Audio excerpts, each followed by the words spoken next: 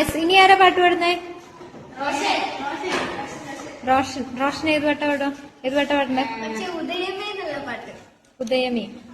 Okay, Roshan പാടുവോ?